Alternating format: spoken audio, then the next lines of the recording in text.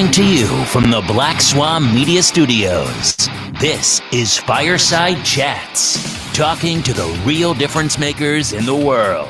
Now, here is your host, John Crump.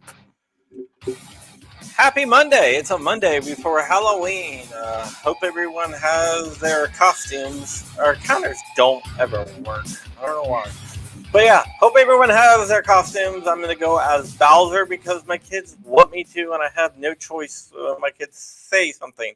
My name is John Crump. I am the director for the state of Virginia for Gun Owners of America, and I am an investigative journalist with AmmoLand.com. I'm going to be bringing you some hard-hitting facts today. And because it is Halloween, and I was thinking about dressing up as a leprechaun, I have CloverTac on. I was going to be you for Halloween, by the way. You're muted. I'm okay with it. Just got to pay me a royalty, you know. It's all good. All that royalty money, man. You probably make a killing on royalty money. Bunches, man. Loads. Truckloads. I bet. So how you doing? Not terrible. You watched the 2A rally? Yeah, I moderated the 2A rally. So, yeah. I guess you could count that as watching it, I guess, maybe. Yeah, I joined you for a little bit. I missed a bunch of the 2A rally because I was at a Cub Scout camp. Mm-hmm. It just happened. You know, my kids are very, very important to me. So I have to do stuff for them. Plus, Obviously.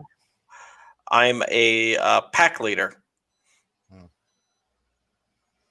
So yeah, we shot BB guns and stuff.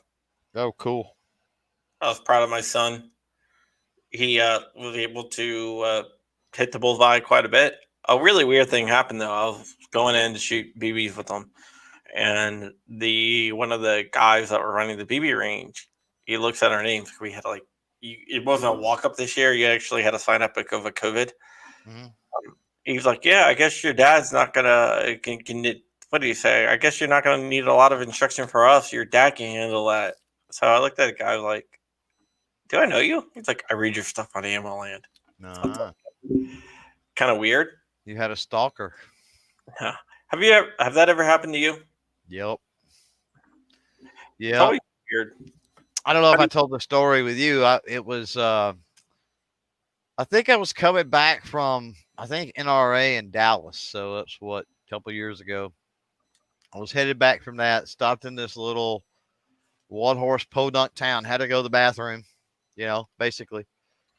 So whipped in there to this little gas station. It wasn't just a hole-in-the-wall place, wasn't a big place.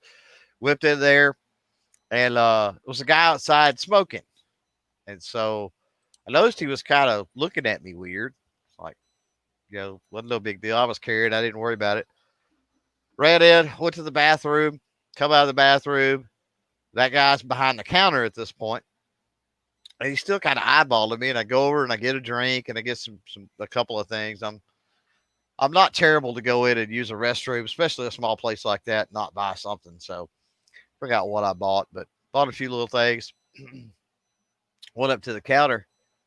And like I said, he was eyeballing me weird. It was just weird feeling. And so I put it on the counter and he's like, "Is that all you need?" And I'm like, "Yeah, it'll do it." He says, "Don't worry about it." And I'm like, "Excuse me?" He's like, "You're CloverTac, right?" I'm like, "Yeah." He's like, "Oh man, I watch you at Ghost Tactical and G-Webs all the time." Like, okay. I'm like, "Are you sure?" It was like a drink and I don't know, a bag of chips or it was something. He's like, "No, yeah, man, I got it. Don't worry about it. Appreciate it." It's like, okay, cool. So I left. I thought, okay, that was weird. That was weird for sure. Yeah, it is kind of weird. So I'm gonna let you in on a little secret about an article that I'm dropping tomorrow. Okay, we're always game for that. There is in Alabama there is a law that says it's a national law. The Alabama concealed carry permit meets the requirements for the national law to allow gun buyers to buy a gun with their concealed carry permit in lieu of a NICS check. the ATF sent a letter saying, we're not going to allow Alabama to do that because some sheriffs were using NCIC instead of NICS, even though they're the same database. This one is for law enforcement, one's for gun background checks. Right. So sheriffs are running them same database, just through a different interface, basically. So they did that, even though the Alabama law clearly states that they're supposed to use NICS. So the ATF said, "Hey, you can't do that anymore, because of these sheriffs until they recall all the permits and run 60,000 new NICS checks, and then we will consider it if you prove to us that you are cracking down on these sheriffs, basically." So there's a case called Lee versus Department of Justice. Lee, with the help of GOA, sued the ATF and the Department of Justice over this because the CHP in Alabama meets the requirements, and and the ATF's going after like Michigan and all these other states that allow people to do that, even though it's very clear in the law that they're allowed to do that. Well, I was able to uncover documents that show the chief of counsel of DOJ, Eric Epstein, told Curtis Gilbert, Marvin Richardson, and a few other ATF people that, hey, we're going to get sued because of this because we're not allowed to do this. One of the people, one of like the big people, said, we basically don't care. Well, which good is kind of, attitude to have. yeah, they're like, oh, we don't care. I'll read you the quote from Kyle Lowensack, who at the time was the chief of Firearms Industry Programs Branch, FIP, FIP-B, if you guys are in the know. To Epstein's warning, he wrote, even if it is a litigation risk, it is worth pursuing based on public safety.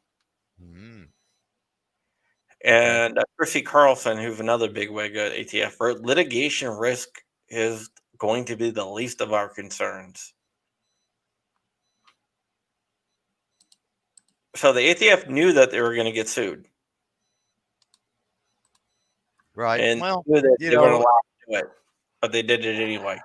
It's like a bunch of kids, man. It really is, that'll push and push just to see what they can get away with. And so that's a clear example of what's going on. They're just trying to see what they can get away with. I mean, if they can maybe get it in a more precedent-minded, liberal-leaning court or something like that. But I don't think that's probably the case with the court they would go into, right? No, they're getting sued in multiple states because of this. Another thing is the people who made the decision were the same people that made the decision on the Q, Honey Badger, and all the pistol brace stuff. That's a mess, man. I mean, I need to talk with you off air. I'm kind of curious about some of the backstory because I know it's come out since I was talking about some of the missteps with Q that Q did that potentially opened the door for the action against them. Supposedly now there's other companies, but everybody is saying that, but then nobody's coming forward and nobody is saying that who it is. And the problem that I have, let me finish first. Sorry. Problem I have with a lot of these channels and a lot of these people and a lot of these reporters is they come out and they go, oh, I've got a private source. Well, the left does that all the time, that they've got a secret source. And so how do we know that this isn't people stoking flames where flames don't actually exist? So I'm all about being open and transparent. And so if there are other companies, and they need to be pressured to actually come forward and go public with it. Yeah, the reason why I can't tell my source is because they're deeply embedded in the ETF, and there's actually multiple sources. And I was also able to confirm. Oh, wait a minute. But time out. Because I want to break this down just a second. So you said that your source is embedded in ATF. That's great. But so you've got a source in the ATF that is saying that there's other companies involved, but yet my point is not the ATF. My point is, where are the other companies? If this is happening to them, why aren't they saying something like Q was saying? I can tell you exactly why. I actually found out exactly why. They're working through the NSSF to try to work amicably with the ATF. Okay. And so Q just wanted to stir a pot, basically. Well, Q basically thought that there's no way the ATF is going to reverse this without public pressure. Yeah. Where Well, the other did you? company, they Well, don't themselves. is there potentially a difference with Q? And you don't have to out your sources or do anything like this by answering that. But is there potentially an issue with Q because Q didn't really follow procedure to the letter? And so there was maybe some issues with Q there that was relevant, whereas with the other companies it wasn't. No, it's based. What they were just looking for a company looking for companies to target. Curtis Gilbert, who is one of the big wigs at the ATF, has and also Marvin Richardson. They both have a huge dislike for specifically the SBA 3 and SBA 4. Mm-hmm. But SB Tactical been working with the Justice Department, and the Justice Department told the ATF their industry side, because the ATF has industry and criminal, not to go after this.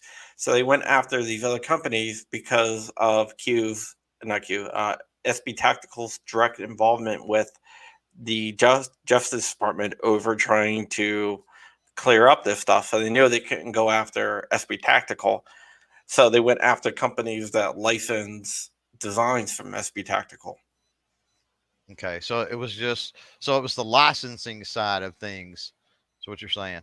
Well, no, it was the criminal side that went after him. The licensing side was not able to go after him, but the reason why But they the did, licensing was a factor, is what you're saying. yeah, they were their actual target is SB Tactical, really. Okay. But they can't go after SB Tactical, so SB Tactical is working directly. You know, It's very confusing. I'm going to play devil advocate a little bit, and let's be intellectually honest about this whole pistol brace thing. So the pistol brace came out, was invented, got ATF approval because, it can help people that are disabled. Maybe you've lost an arm, maybe you, whatever the case may be, right? So it's a lot of the same ways that you see crossbow hunting and archery season now. It's like, well, people that are disabled, it makes it easier on them. So we went from that to, everybody's going to use it because of the disability caveat. And then we've morphed now from that into the wide array of adjustability and all kinds of crazy things on it. It's not just designed for a disability purpose anymore. It's widespread and in common use now. So we've took something to where, here's a loophole. We can set a loophole or create a loophole under the guise of disability, and then now we can take it all the way down here to the other end. So in a way, we've done as a firearm community, industry, whatever, we've done what we accuse the left of doing all the time, which is taking something and then going way too far with it. And again, Yeah. I play a devil's advocate here, but if you're being intellectually honest, that's what we've done with pistol braces. Yeah, I mean, the ATF base. One of their quotes that I got from an internal meeting was, it was from Curtis Gilbert, who said, they've gone way over the line. Mm-hmm. But here's the thing: they have approval for these designs, and now you're going to go back and say, right, these designs, No, I agree. I agree with that. It should have been turned down in the first place. They should have said no. I mean, the ATF should have established, if they were going to establish that line. Actually, legislators, if we're going to establish any lines or any definitions, that really falls upon our elected representatives. Well, and here's another thing that I found out. It really depends on who you get as your reviewer of what is allowed. Certain companies were told that it had to have a nylon strap around there and it has to be like rubber, bendable rubber. Yep. Then another company, I'm not going to name companies' names, of course, submitted a design without a nylon strap and a hard plastic, the same that's made from stocks. And they got approval where the other company was told, you have to have this. Yep. There's no really set guidelines. So Yeah, it inconsistent. depends on who you get. And I think that should have been taken care of a long time ago. Yeah. That's what for the past 9 months the DOJ and the ATF industry side have been working on with companies like SP Tactical. Well, I think what a lot of the just everyday people out there that, you know, they say, oh, well, the ATF says pistol braces is okay. Well, maybe. And that's the thing, is that all of this time, there's really been nothing. You're right. There's been nothing definitive on it. It's been a, well, maybe, but our whole community has acted like, oh, well, the ATF says this is perfectly fine. Well, No, I mean, when it first started, the ATF, was it SIG at the time, the SIG brace?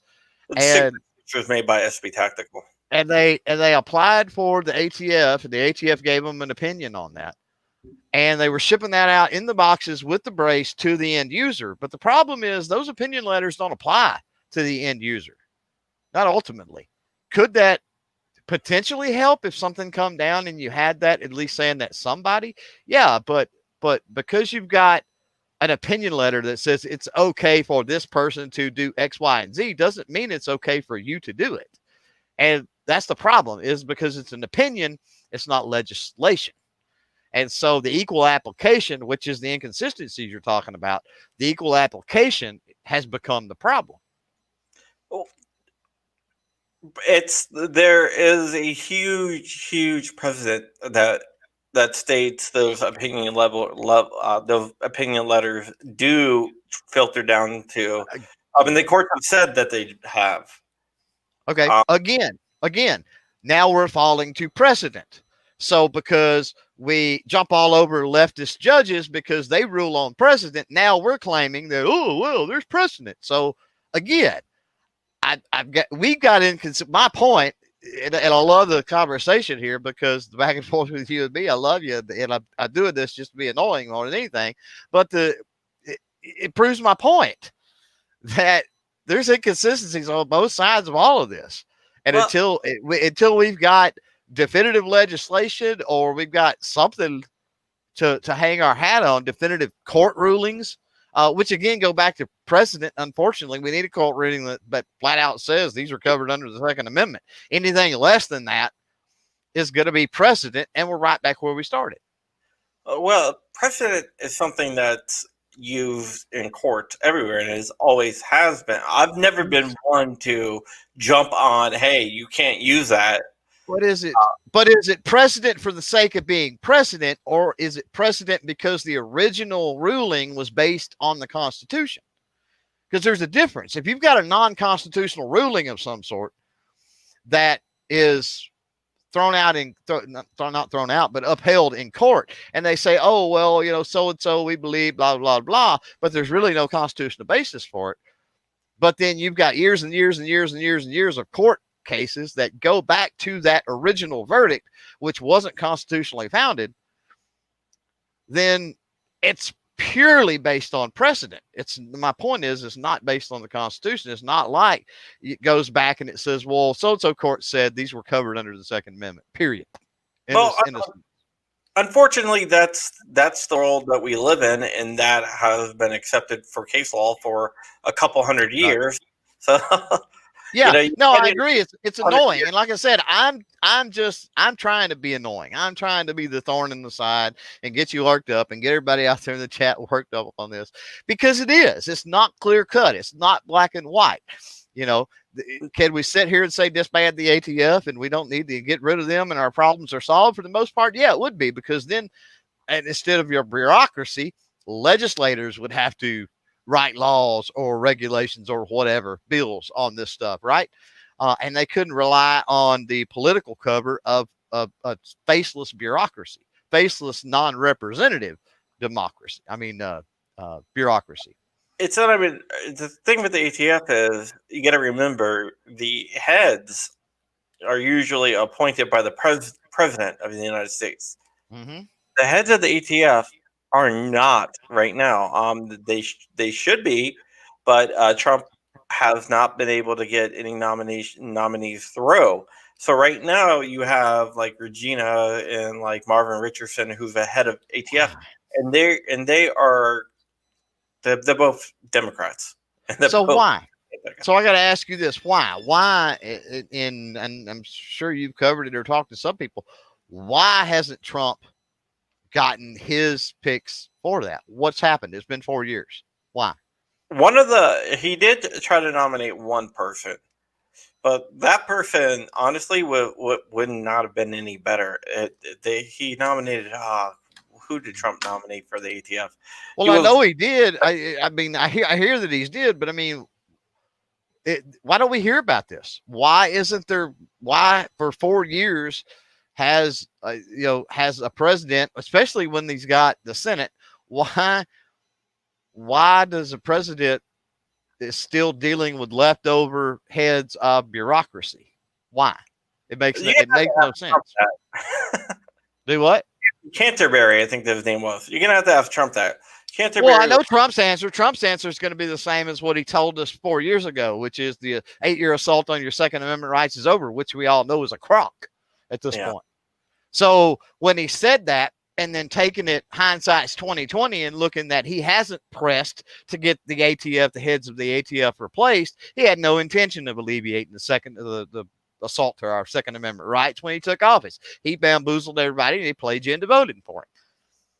Yeah, unfortunately, this year I think it would be a lot worse if Biden Harris gets in there. I'm not saying either way. I'm not trying to influence anybody's vote. I'm just stating the fact. Yeah, we've got more gun control under Trump than we did 8 years under Obama, and Trump made direct promises that he did not keep. Trump also had both houses of Congress for 2 years while he was president, could have rammed through anything and everything that he wanted to. The Senate bucked him on all of it, or the Senate actually bucked the House on all of it, so nothing was able to get through. So I'm just pointing out facts here. I'm not saying go vote for one over the other. Yeah, well, when I'm talking about the Harris and Biden thing, in regards to the pistol brace thing, they didn't make a move on pistol braces a year ago. Actually, since like 2017, they started talking about it. 2019, they started talking about it a lot. But in the meetings, they talked about how they didn't have enough political capital to make a move on pistol braces. Mm-hmm. They are stating now behind closed doors and closed door conversations that I know of. Let's just put it that way. Right. I have to be kind of like vague with that stuff because I don't want to out my sources because I'm not committing a crime by reporting on it, but they are kind of committing a crime by leaking it. They said they believe that if Biden gets elected, they will have the political capital to move on braces. Mm-hmm. Oh, I'm sure. Yeah. So I can guarantee you that's why there's a 6-month delay to the letter. And that's another reason that there was, and you may know more about this because you may have some backstory that you weren't allowed to talk about or whatever. But word on the street, let's just say, is that Q knew that something was up months before they got the thing from the ATF. So what that tells me is that the ATF, ran by Obama holdovers, waited until October, because October, what do we get in October of election years? Anybody out there?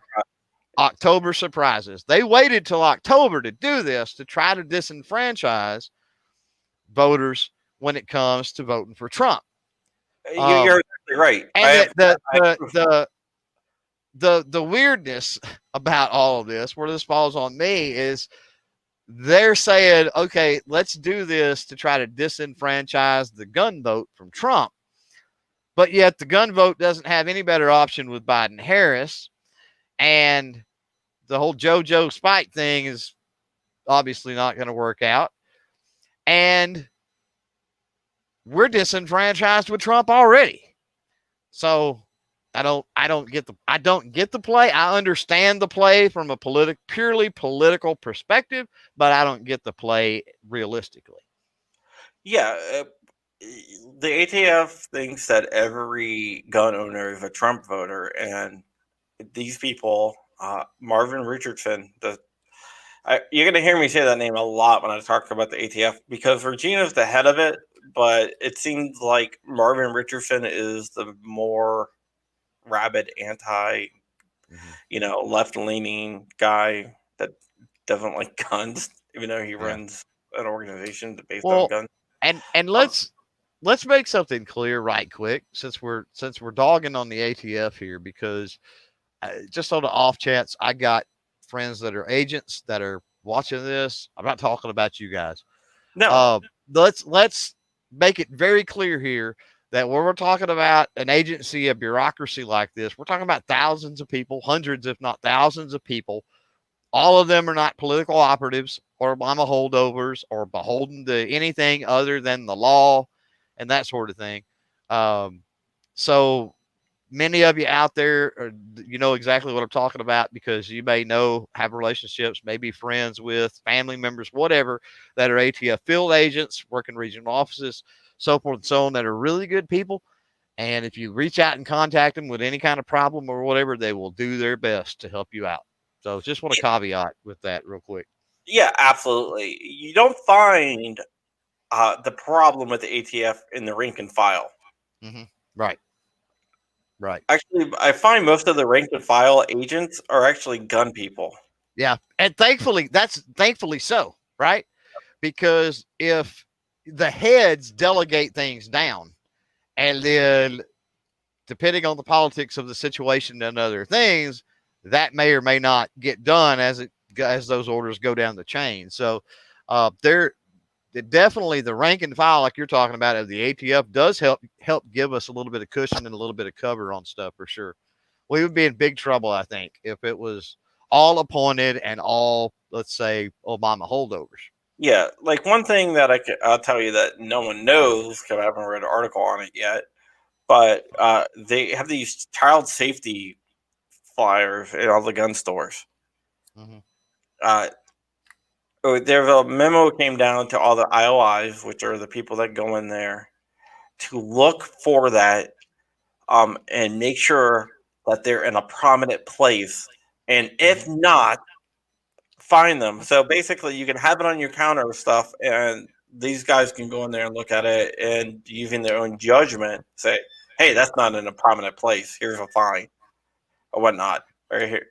But a lot of the agents, I don't think, actually do that. No, I mean, as long as they're there, that's this whole notion. I kind of got into it recently with the whole change up of the 4473 and the 4473 in general, first of all. And let me be clear. I did a video not too long ago talking about a new rifle I picked up in the Gun Control Act of 1968. Not a fan. NFA of 34, not a fan. Repeal them both. I'm on board with that. Horrible pieces of legislation across the board. Especially GCA of 1968, affected the manufacturing sector, affected the consumer, affected the dealers, affected the what am I thinking? Raw material supply chain. It affected importation. Ridiculous amount of legislation with that. Where was I going with this? But people get worried about the 4473, about it being a de facto registration and all that kind of stuff. And especially now because ATF agents can go in and they can snap a picture of just one page, email that to some data processing center that then puts all that information in, blah, blah, blah, blah. And I'm here to tell you, I'm friends with numerous FFL in the area. I know the field agents and whatnot here. They don't do stuff like that. So to say that they're going to get the ATF to do X, Y, and Z and create a de facto registry with 140,000 some odd FFL dealers that are out there in this country is a little bit silly to think that logistically they're going to make that happen. It would be the same as saying, well, they're going to use the National Guard or the military to come confiscate firearms. So is it possible? Sure, anything's possible. The sky could fall tonight and a big asteroid hit or whatever. It's possible.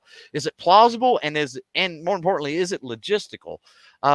No, I mean, as you pointed out, with the makeup of the rank and file agents and that sort of stuff, I just don't see it happening. We got to be Oh, vigilant about stuff like that, but I don't see it happening. it has happened on a smaller scale. I know about a year ago or 2 years ago, I was able to receive pictures from the ATF of copies of bound books that some agents took. Okay. So, yeah, but for what purposes? Did they give any reason as to why they took them? Because they can do that under the guise of investigation, whether that's a criminal investigation with a certain firearm that was made, a request that was made from a local law enforcement that we need some information on this, whether or not it was malfeasance or malpractice or whatever you want to call it on the part of the FFL dealer. IOIs aren't allowed to do criminal investigations. There's no reason for them to take a picture of a bound book. In fact, they're not supposed to. Okay, so they can't, so they're not, that's never been a question that I've asked any one of them. So they can't be tasked with going and doing this by a superior. A superior says, hey, you're going in to do this check. We've got Legally, timing, coincidence meshes up. We've got a local law enforcement agency that's needing X, Y, and Z. Can you get this while you're there? So that doesn't happen, what you're saying. It's not supposed to. Okay, then they're forbidden from doing it. But so, they have. So my question with you, where this happened, what state was it in?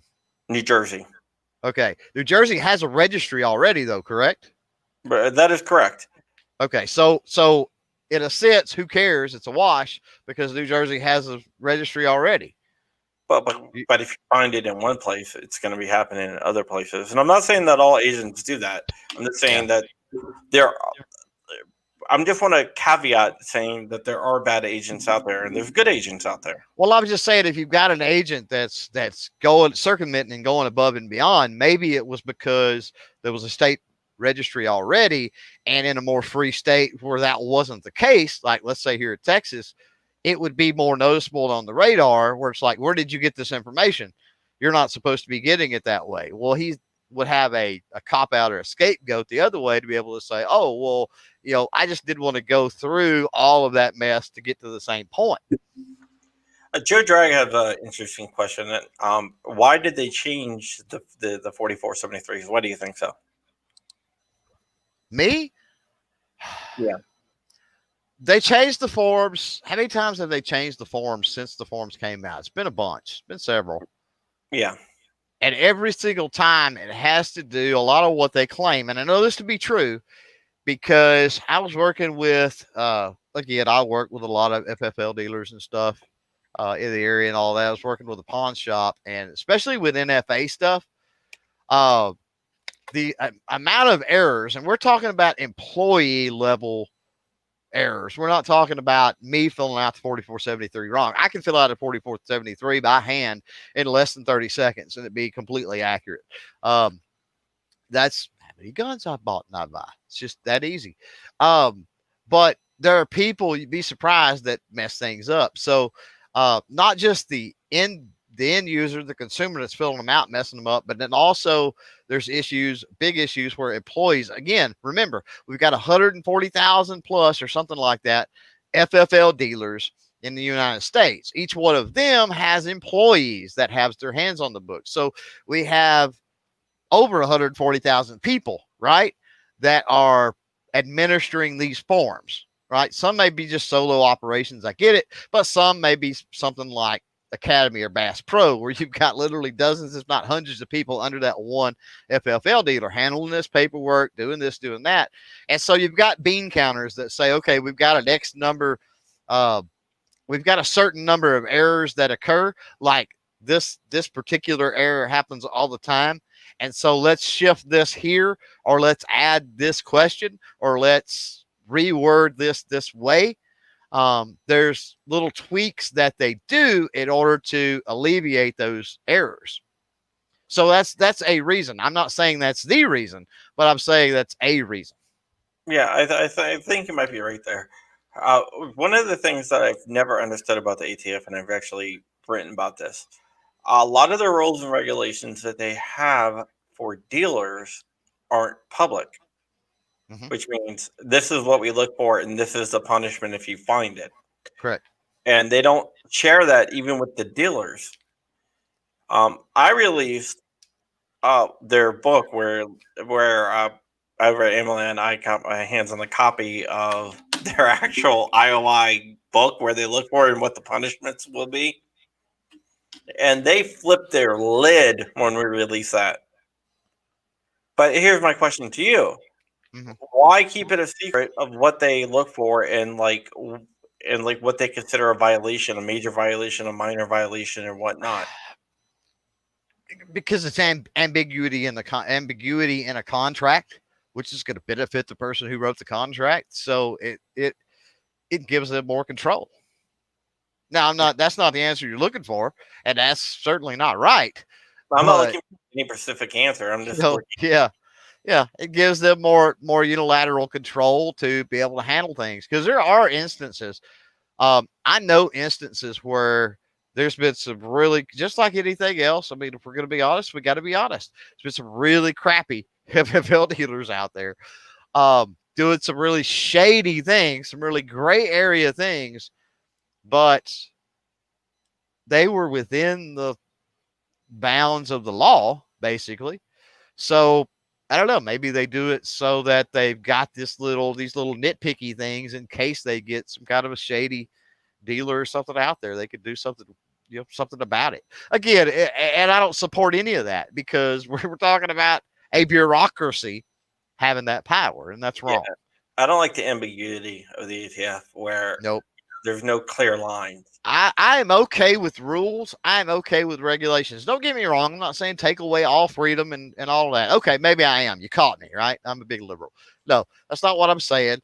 But it's just like if you're going to play baseball, if you're going to play kickball, dodgeball, basketball, whatever, what are the rules? You're going to shoot pool. You're going to play a video game, whatever it is, right?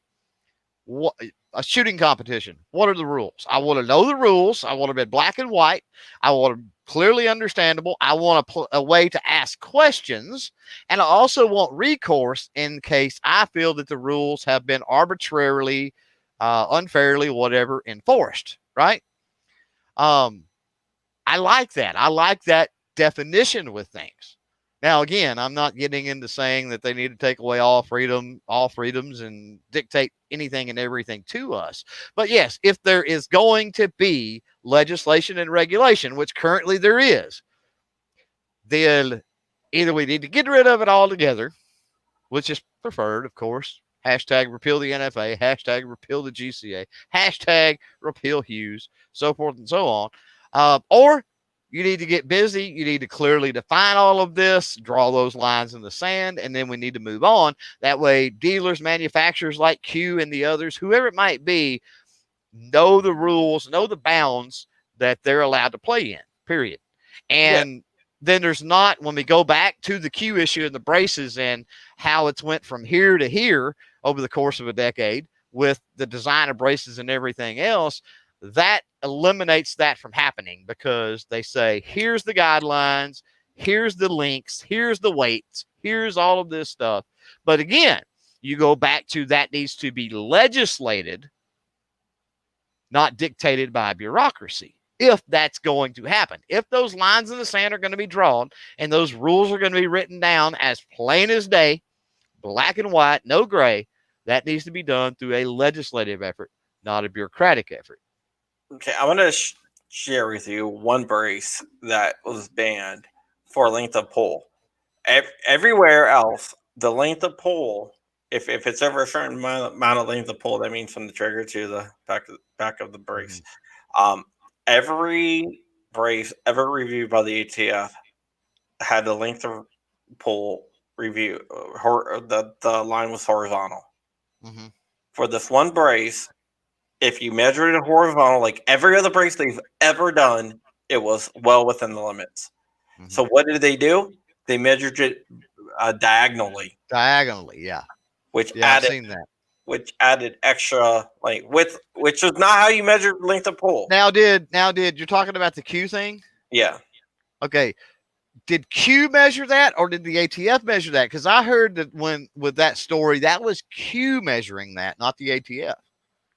No, ATF measured it diagonally. I heard the picture was Q. The Not picture ATF. was Q, but they were just showing what the ATF did. How do they know the ATF did that, though? Is the question. Just because the measurements come out the same? No, I confirm. And then I hear that Q didn't even send the stock originally when they got approval from the ATF in the first place. That's not the stock Q even sent. No, Q didn't send that stock because it's. Then what does the measurement matter? That's my point with all of it. How it's so messy when you throw in the. I don't understand these other people in Q, because Q, it seems like Q is screwed the pooch on several things. And I'm not throwing Q under the bus and saying the ATF has every right to do X, Y, and Z against Q. But when you screw things up, you muddy the water. And that's a situation that, unfortunately, I think Q finds itself in, because how can you say, well, they measured this diagonally when you didn't even send the brace that was supposed to be measured in the first place? Because Q didn't send the brace because they licensed another brace that has been approved by the ATF. But that if they didn't send it, then that measurement can't be made. Okay. Well, the ATF got a hold of the honey badger brace and measured it.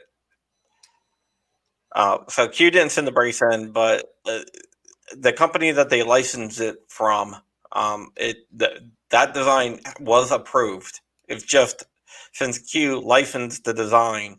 I hear you, but approved and having it on a firearm for a measurement are two totally separate things. Approved without it being on a firearm, because it could be approved. And if it's put on a firearm with a longer or shorter buffer tube, or the receiver is made differently, or any number of things can change the length of pull. So if you don't send that brace with that firearm when you go to get approval, it's not going to be measured correctly.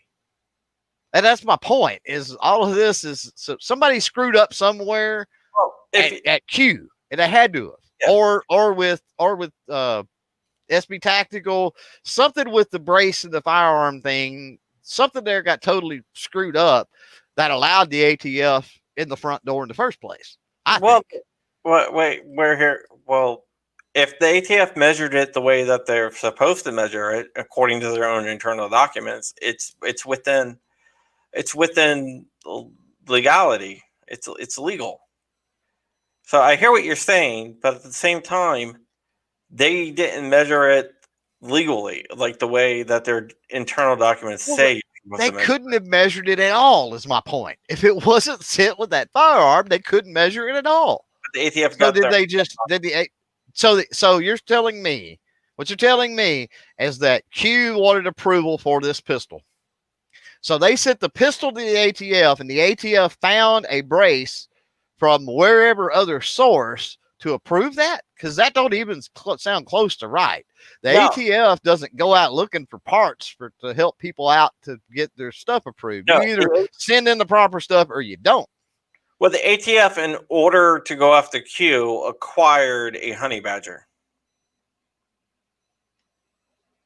Well, of course, after the fact, why wouldn't you?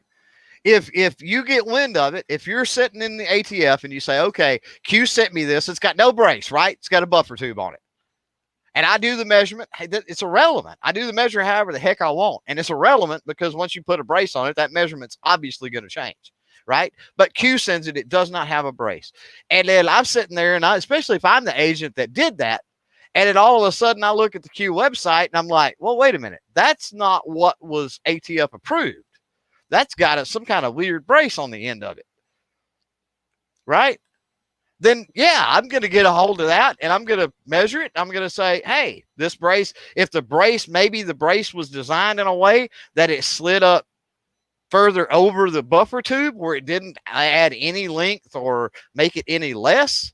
Maybe, I mean, there is that possibility. And maybe they said, well, maybe it still complies, but we need to be sure.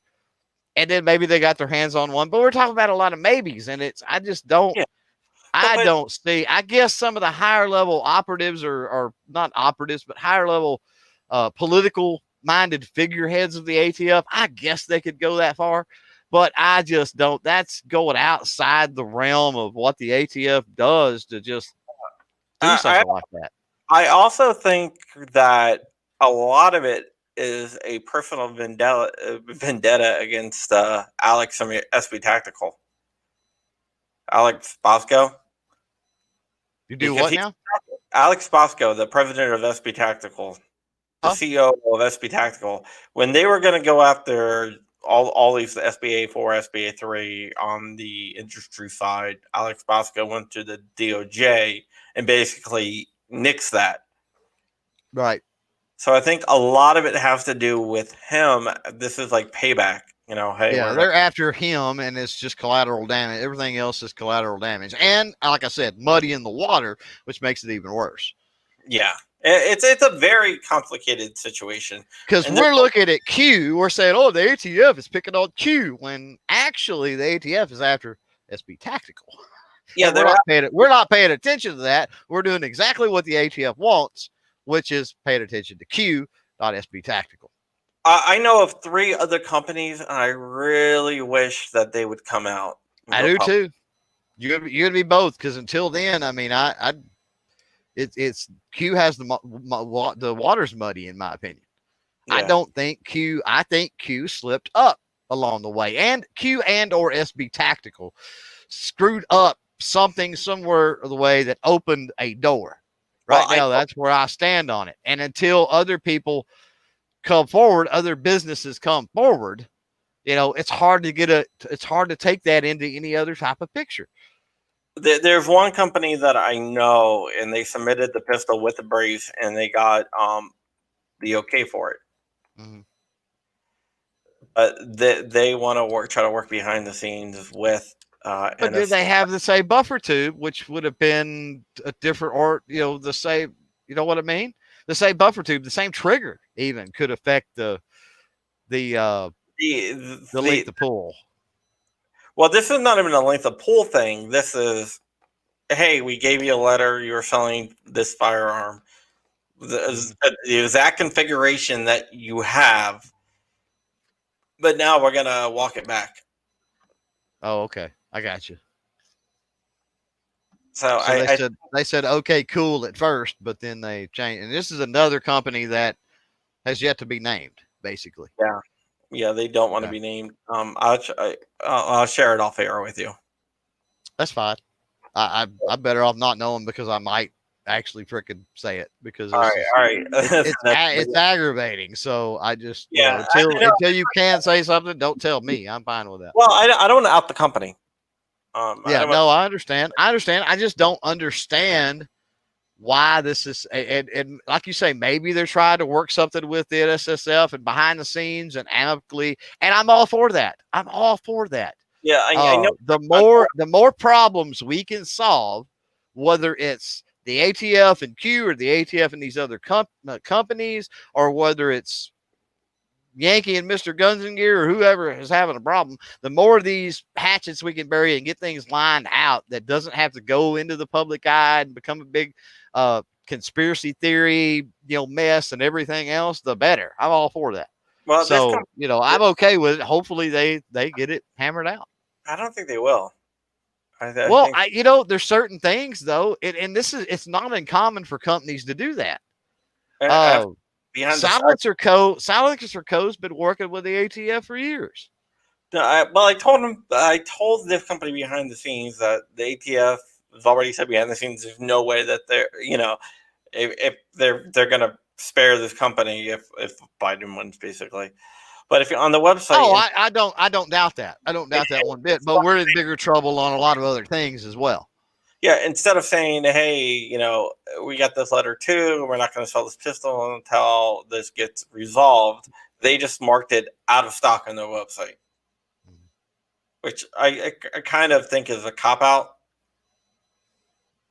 because they're I don't know. Sometimes I think they might be throwing their customers under the bus. It don't make no sense, man. Even the letter they sent you, it said, "Oh, you can take this off and put another upper on it or something." And it's like, really, that don't even make no sense. It's like, oh, you can keep it, but you can't keep it in the configuration that Q intended it to be, basically, which is it's messed up. But it goes back into the thing when we were talking about the Gun Control Act of 1968. It goes, and you saying earlier how FFL dealers had rules and regulations that were ambiguous and arbitrary at best, that were privately held and most people don't even know. It goes into all of that, that manufacturers play by a different set of rules than dealers, play by a different set of rules than importers, play by a different set of rules than who am I thinking? Distributors play by a different set of rules than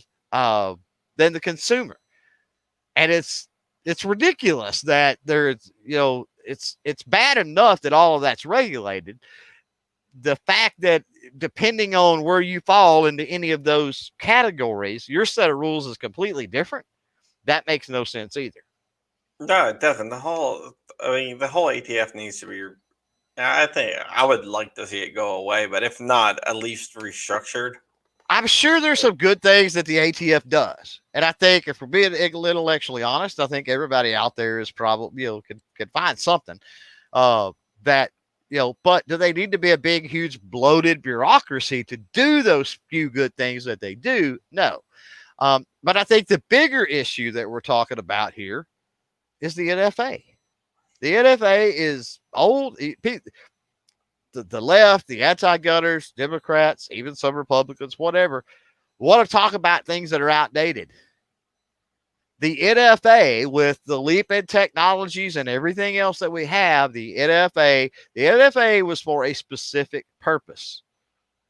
It was Great Depression, crime ridden with gang violence and, talking about gangsters, actual gangsters, organized crime, this whole big mess that was going on. That was a response to that particular time in this country. That doesn't apply now at all. We got organized crime now, but it's called the United States government, unfortunately. You know what I mean? It doesn't apply now. So, if that was challenged at some point, and I'm hopeful that we'll get a Supreme Court that may start taking some cases on dealing with the NFA. Well, there is a couple cases winding their way through the courts that are not quite up to the Supreme Court level. But we got to have a Supreme Court willing to take them first. Yeah, and that's the problem. Exactly. I think we might with. I think if we get Jason Amy Corndog Barrett 50 BMG in there, I think we'll be okay. Yeah, but they're appealing the NFA. I guess she's been approved. I think. I don't know. Oh, did they already? I know. I heard earlier they were going to do some ramrod voting or something. Yeah, they're going to go today. It looks like we'll see how that affects the elections. Boy, the spin on that's going to be just hold on to your seats. I guess Clarence Thomas is going to be doing the swearing in. Oh, nice. But there is a challenge to the NFA because they try to say, "Yep, she's in." They're trying to say that they are saying that the NFA violates the Constitution, which we believe, both of us believe, but they're using the Murdoch versus the state of Pennsylvania. Mm-hmm. Not sure if you're familiar with that. No. Murdoch, I just may not be by name. Murdoch was a Jehovah's Witness that was handing out pamphlets, and Pennsylvania tried to say, "Hey, you need to pay this tax." Yeah. Before you can hand out pamphlets. The Supreme Court said you cannot put a direct tax on a right. Yep. And if you look at that case is used in a lot of different things. That case has been used in some social media stuff in the last few years, hasn't it? Yeah, it's been some public square, public arena type. Yeah. Well, yeah. But so you can't put a direct tax on a right, and yet we have the NFA, which is a direct tax on a right. Yeah, right. Well, and then the whole thing with the length of this and the length of that is so arbitrary. You know what I mean? It's completely arbitrary. Like I could have a 16-inch pistol, but I can't have a 14-inch rifle. And I could have a pistol that's 1.5 inches, and that's perfectly fine. I can't have a rifle that's 223, but I can have a pistol that's 50 caliber. It's like, where does it end with all the arbitrary crap? Either it's Well, I understand we need certain classifications for firearms and nothing else for manufacturing purposes and other things. I get it. Like to say this is a pistol, this is what defines a pistol, this is what defines a rifle. But then to turn around and go barrel lengths, the length of pull, the overall length, and muddle 18 different measurements into one firearm to set it in a different classification, it's ridiculous. well, if you look at, for example, the Title One by Franklin Armory, which they sell a lot to California, it's basically a AR without it's a they found the sweet spot where they can do a fully featured AR without it being considered a rifle because the length is such, but since it doesn't have a stock and it has a brace on it, it's not a pistol either, and it's not a rifle, so it's just a firearm. Therefore, it's not banned in California. Right. So, Right. there's a lot of stuff like that. Like it's too short to be a rifle, but too long to be. It's the silliness, man, of arbitrary measurements. And I mean, we're going to go, like I said, the leap in technology, the popularity, especially nowadays of AR pistols and stuff like that. Certainly common use has been a theme with precedent, which I don't particularly like precedent unless it's constitutionally founded. But, it's certainly been a thing with precedent with common use. And I think it's pretty safe to say that AR pistols are common use. So, I don't know. This just arbitrary distinctions bother me. I can't stand it. And especially back to the original point. So we've been talking about this whole show, especially arbitrary definitions set forth by a bureaucracy worry me even more. Yeah. I just wanted to show you this. This right here, the image isn't the best quality. Let me just take down that. It might help if I take this down for a second. The image isn't the best quality, but that's not a pistol. That's not a rifle. It's not a pistol because it has the front grip and the length, and it's not a rifle because there's no stock. And therefore, Franklin Arms could sell it to California. Right. But what it is it's wonderful for California, I suppose, but what it is completely stupid looking, in my opinion. Yeah, but you can put a brace on the back of that. Okay. Woohoo! Until the ATF says you can't, right? Basically. Yeah, exactly. But I put that up there because that's not it's neither. It's just like the shockwaves. I'm not. Yeah, and the I'm not saying that the arbitrary nature of the NFA doesn't allow us loopholes the same as it has allowed them loopholes. But screw the arbitrary altogether, and then we don't even got to have loopholes, right? Just do away with it. Who cares? Who cares what barrel length it is or this, that, and the other? Who cares? Yeah. Armorants and Axis brings up Randy Reaver. They raided his place and killed his family over a fourth of an inch. Yep.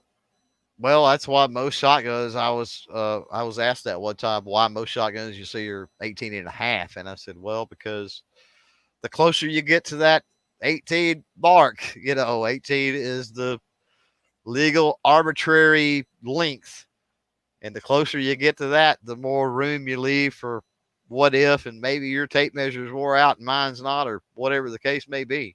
So go a little long and make sure you're in compliance that way. Or they can change the way they measure it and measure it at some type of angle. Right. Well, I mean, I've been to, what's weird is I've seen manufacturers, I've seen dealers do this. I've never seen a law enforcement officer measure anything ever, but they aren't even concerned with it. I've gotten pulled over with the NFA stuff before. They've never, you headed to the range or whatever. They don't give a crap. But then again, I'm in a different area of the world. But where was I going with that? I don't I know. don't know. I I forgot was where I pulled. was going to go with that. Dang it. I'll go with it though. I was pulled I over. had a brilliant point, man. Had a brilliant point, and I screwed it up. My friend got pulled over when I was in the car with him, and he's SOT, and we had like 20 machine guns in the car. Mm. And I was like, "Yeah, got any guns in the car?" So you got a concealed carry permit because it comes up on the screen. He's like, "I got 20 machine guns in the back," and the cop just like laughed, and he was like, "No, I actually got 20 machine guns in the back." And he was like, "I'm an SOT," but you know, it was kind of funny. The cop was like, "Wow, I thought you were joking." He's like, "Nope." Yeah. No, I got pulled over by the highway patrol one time, and I was headed back. I went over to a friend's house, and I had probably that many. I had probably 20 in there. Most of them were in cases, some type of case or bag or something. But several of them just laid on the seat or leaned up against the seat, in the back. And wasn't, going through town. I didn't have to stop anywhere or nothing like that. So it was just from his house to mine. And highway patrol pulled me over, and it was the same thing. He's like, you got to actually, he didn't even ask. He walks up, I had him my stuff, and I'm like, I got some firearms in here. I said, if you prefer me to step to the back of the vehicle, I will. And he kind of looked at it. He's like, Jesus Christ, man. He said, where are you going? And I'm like, I'm headed home. I said, just been over at friends. I said, we were shooting some video, blah, blah, blah, playing around with some guns. And he's like, yeah, he's like, go ahead and get out. And anyway, he got out, and I stood at the back of the truck. He did my stuff. He walked up, and he's like, hey, what is that? What was that? What's that rifle on the front and in the front seat? And I'm like, you want to take a look at it? And he's like, yeah. And we sat on the side of the road. I wasn't in a hurry to go home. We sat on the side of the road for probably 30 minutes, me showing him everything, literally every single firearm in there. He was like, what is that? Let me see that. Yeah, he was curious about it. So, yeah, it's all in a lot of that has to do with obviously where you live. And certain places, certain law enforcement officers are going to be on pins and needles all the time or whatever. But it also has a lot to do. I've been pulled over in places that is not around here, is not my my home area. And your attitude has a lot to do with it. I mean, law enforcement officers, they take classes to identify fishy people and mannerisms and twitchiness and stuff like that. And a lot of times they can tell if you're just a normal guy trying to do your thing. They get that vibe a lot of times. So just act normal. If that's the case, just act normal and be truthful with them. Hey, yeah, I got a whole car full of stuff. I used to Headed home from the range. I used to fly twice a week. I worked in New York, so most of the time I would fly up on Monday morning and fly back on Friday afternoon. Uh-huh. I had the longest ass commute in the world, from DC to Manhattan.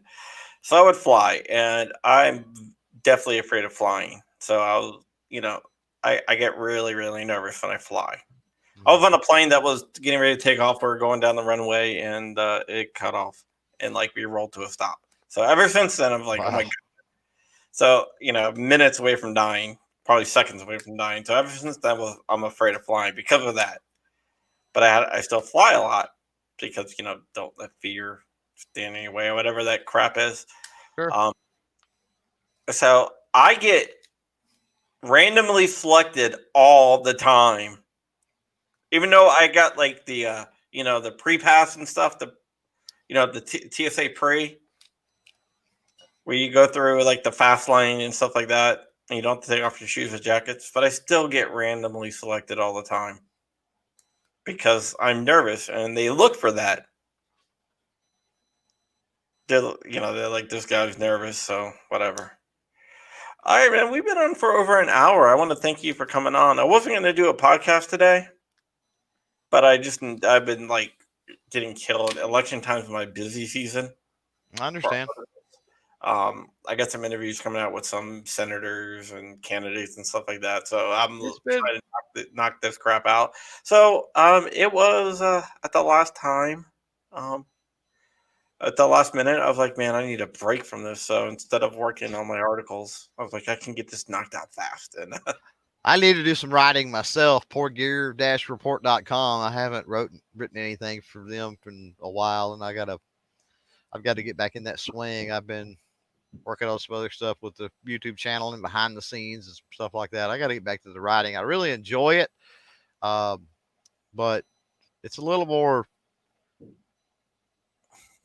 intellectually involved, I should say. Yeah. Writing is than the video thing. So I have to do it every day. yeah, I feel you. So especially when you get writer's block, man, it's just like, oh. So I know how it feels. Well, thankfully, when you're writing review stuff and all of that, it is. I usually do 2 or 3 articles at one time, and I don't have to worry about writer's block too much because I've got a flow and a format to it, and so I jump back and forth between articles as my brain is processing certain thoughts about whichever one it is. Yeah, and just plugging that information in, and eventually, that's why you'll see over there when I bang out the articles and reviews.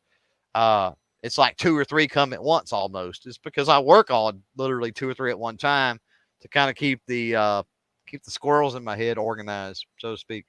Yeah, most of the time I get document dumps, and then I find all this interesting stuff. I'm like, well, I got to write about it, but I can't.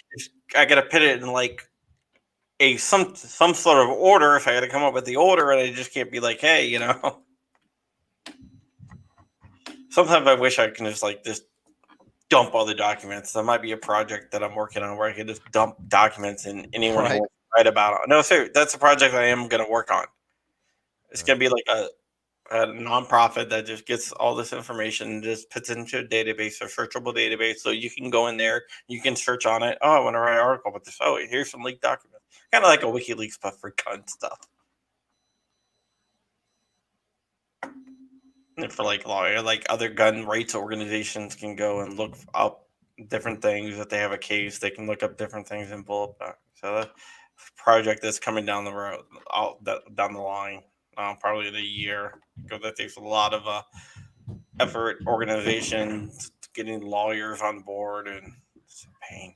Mm-hmm. Right. It's coming. It's kind of expensive too. So super chats will help out with that. But yeah. But I want to thank you for coming on. You bet, man. Always fun.